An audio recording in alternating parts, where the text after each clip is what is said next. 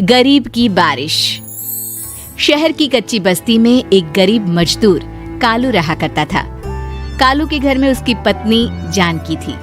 जानकी लोगों के घरों में झाड़ू पोछा करके कुछ पैसे कमा लेती थी और वहीं कालू किसी तरह मेहनत मजदूरी करके 2 वक्त की रोटी का जुगाड़ कर लेता था।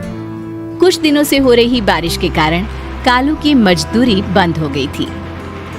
अरे जानकी, इस बार तो बरसात ने हद ही कर दी, रुकने का नाम ही नहीं ले रही। कुछ समझ में नहीं आ रहा, अगर इसी तरह काम पर नहीं गया तो 2 वक्त की रोटी का जुगाड़ कैसे होगा। अरे तुम चिंता क्यों करते हो, बारिश का क्या है, 1 आध दिन में रुक जाएगी और उसके बाद में फिर से काम शुरू हो जाएगा। अरे 3 दिन तो हो गए, बरसात तो रुक ही नहीं रही है और आगे भी रुकने के कोई आसार नहीं दिख रहे। तो क्या हुआ, तुम्हारा काम बंद हुआ है ना? मैं तो अभी भी लोगों के घर झाड़ू पोछा करने जाती ही हूँ। मेरे पगार से कुछ दिन तो निकल ही जाएंगे। अरे घर का खर्चा तो हम किसी तरह चला लेंगे जानकी, लेकिन ये जो छत टपक रही है इसका क्या करेंगे? ये बात तो आपकी सही है। हमारी झोपड़ी अब काफी पुरानी हो चुकी है और इसके छप्पर में भी कई सारे छेद हो गए हैं। रात भर पानी टपकता रहता है। अरे मैं भी इसी बात से बहुत परेशान रहता हूँ। कहीं किसी दिन ज्यादा बारिश आ गई तो हमारी झोपड़ी टूटकर बिखर ना जाए। राम राम राम, ऐसी अशुभ बातें क्यों करते हो? अरे ऐसा कुछ नहीं होने वाला। ये झोपड़ी ही तो हमारा सब कुछ है। अगर यही नहीं रही तो हम जाएंगे कहाँ? ठीक है जानकी, जब तुम्हारी पगार मिल जाएगी तो कुछ पैसे बचाकर झोपड़ी के छप्पर की मरम्मत करवा लेंगे। शायद हमारी परेशानी कुछ कम हो जाए। ठीक है जी, अब ना ज्यादा परेशान मत हो। ये लो खाना खा लो और सो जाओ, सुबह मुझे भी जल्दी काम पर जाना है। जानकी और कालू अपनी झोपड़ी में सो गए। रात को अचानक से बहुत तेज बारिश शुरू हो गई। धीरे धीरे बारिश का पानी कालू की बस्ती में भरने लगा। पानी भरते भरते झोपड़ी के बाहर तक पहुंच गया था। सुबह के वक्त जब कालू और जानकी सोकर उठे, हे भगवान, ये क्या हो गया? बारिश का पानी तो हमारे घरों तक पहुंच चुका है। अब मैं काम पर कैसे जाऊंगी? रहने दो जानकी, तुम आज काम पर मत जाओ। ऐसे पानी से निकल कर जाओगी और बीमार पड़ गई तो लेने के देने पड़ जाएंगे। लेकिन अगर नहीं गई तो मालकिन लोग नाराज हो जाएंगे। आप जानते हैं ना, बड़ी मुश्किल से 1 दिन की छुट्टी भी नहीं देती है। अरे लेकिन जानकी, झोपड़ी के बाहर तो पूरी बस्ती में पानी भरा है, तुम जाओगी कैसे? जानकी जैसे तैसे करके काम पर चली जाती है, लेकिन अगले दिन फिर से बहुत ज्यादा बारिश होती है और बस्ती में ज्यादा पानी भर जाता है। आज तो मैं तुम्हें किसी भी तरह काम पर नहीं जाने दूंगा। अरे अगर तुम्हें कुछ हो गया तो क्या होगा? ठीक है, तुम ठीक ही कहते हो, आज नहीं जाती। अगर मालकिन नाराज हो गई तो मना लूंगी किसी तरह। अरे मनाने वाली क्या बात है? जब तुम बताओगी कि हमारी झोपड़ी में पानी भर गया है तो वो खुद ही समझ जाएंगे ना। अगले 2 दिन तक तेज बारिश होने की वजह से जानकी, कालू और आसपास की बस्ती में रहने वाले सभी लोगों के घरों में पानी भर जाता है, जिसकी वजह से जानकी काम पर नहीं जा पाती। और 3 दिन के बाद जैसे ही जानकी काम पर पहुंचती है, कहाँ थी तुम? पिछले 3 दिनों से काम पर क्यों नहीं आई? मेम साहब क्या बताऊं, इतनी ज्यादा बारिश हो रही थी, हमारी पूरी बस्ती में पानी भर गया है और उससे भी ज्यादा तो मेरी झोपड़ी के अंदर पानी भर गया। आप ही बताइए कैसे आती मैं? इसका मतलब ये हुआ कि बारिश होगी तो तुम काम पर नहीं आओगी? ना ना, मेरे कहने का ये मतलब नहीं था मेम साहब। तुम जानती भी हो 3 दिन से कितनी परेशानी हो रही है मुझे। सारा काम मुझे खुद करना पड़ा।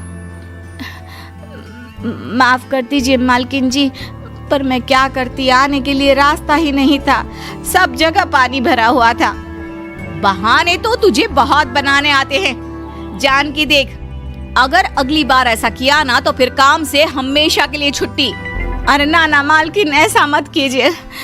बारिश की वजह से मेरे पति की मजदूरी भी छूट गई है। बड़ी मुश्किल से घर में 2 वक्त खाने की रोटी का जुगाड़ हो पाता है। आप मुझे काम से निकाल देंगे तो हम क्या खाएंगे? अगर इतनी ही चिंता है तो फिर रोजाना काम पर आया करो। चलो अब जल्दी से जाकर घर का सारा काम करो। बारिश रुकने का नाम ही नहीं ले रही थी। पूरे शहर में बाढ़ जैसे हालात बन गए थे, लेकिन नौकरी जाने के डर से जानकी किसी तरह रोज काम पर जाती थी।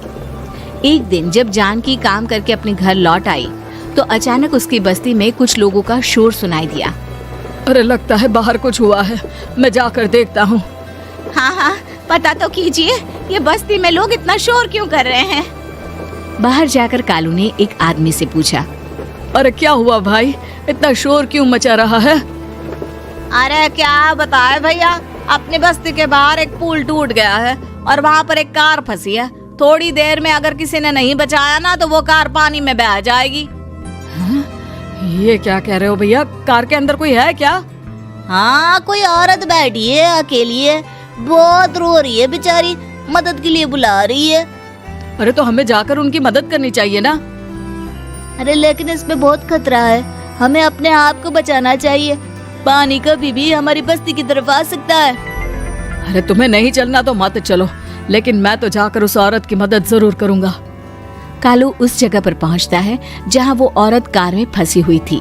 वहां पर पानी का बहाव बहुत तेज था और सारा पानी कालू की बस्ती की तरफ ही आ रहा था। कालू ने एक बड़ी सी रस्सी को पेड़ से बांध दिया और दूसरे सिरे को कार की तरफ फेंक दिया और उस औरत को रस्सी के सहारे बाहर आने के लिए कहा। तभी वहां जानकी भी दौड़ती हुई आई। अरे ये तो मेरी मालकिन है, जिनके यहाँ मैं काम करने जाती हूँ। अरे मैडम जी, आप डरिएगा मत, आपको कुछ नहीं होगा। आपकी गाड़ी को भी मैंने रस्सी से बांध दिया है। थोड़ी देर में पानी का बहाव कम हो जाएगा, फिर हम आपकी कार को भी बाहर निकाल लेंगे। क्या तुम जानकी के पति हो?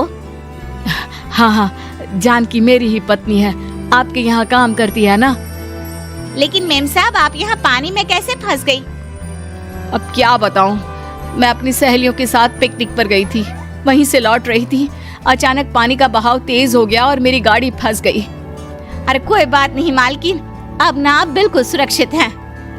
मैं तो बहुत बुरी तरह डर गई थी, कब से मदद के लिए चिल्ला रही थी, लेकिन कोई मेरी मदद के लिए नहीं आया। भला हो तुम्हारा पति का जिसने मेरी जान बचा ली।